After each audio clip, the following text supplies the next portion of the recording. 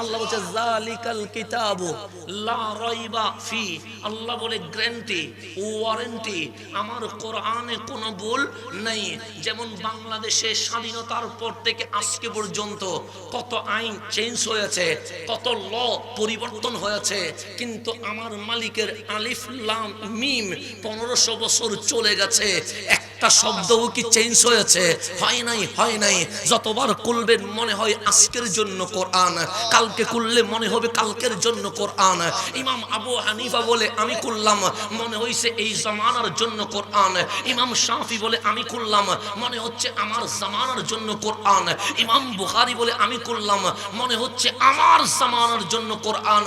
আমার মালিক বলে তোর চোখের সামনে সবকিছু চেঞ্জ হয়, বিজ্ঞানের মেডিসিন চেঞ্জ হয়ে গেছে, সূত্র চেঞ্জ হয়ে গেছে, বক্তার বক্তব্যের সিস্টেম চেঞ্জ হয়ে গেছে, দেশ চালানোর সংবিধান চেঞ্জ হয়ে গেছে। আমার মালিক বলে 1500 বছর আল কোরআনের একটা শব্দ চেঞ্জ না হওয়া, কোরআন যে কালামুল্লাহ এটার দলিল হয়ে গেছে। এটার কি হয়ে গেছে? দলিল হয়ে গেছে। এখন শুনে গভীরভাবে খেয়াল করবেন। আল্লাহ বলে কি পেয়েছিস?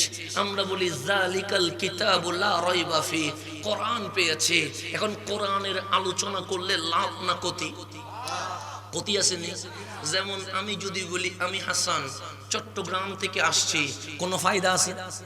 কোনো সওয়াব আছে? আমি সেখানে ভাত খেয়েছি, কোনো লাভ আছে? আমি এসে কিছুক্ষণ এখানে রেস্ট নিয়েছি, কোনো সওয়াব হবে? আমার বাবা এরকম এরকম এরকম, এগুলো বললে কোনো সওয়াব আছে? কিন্তু আপনি আমি এখানে বসলাম,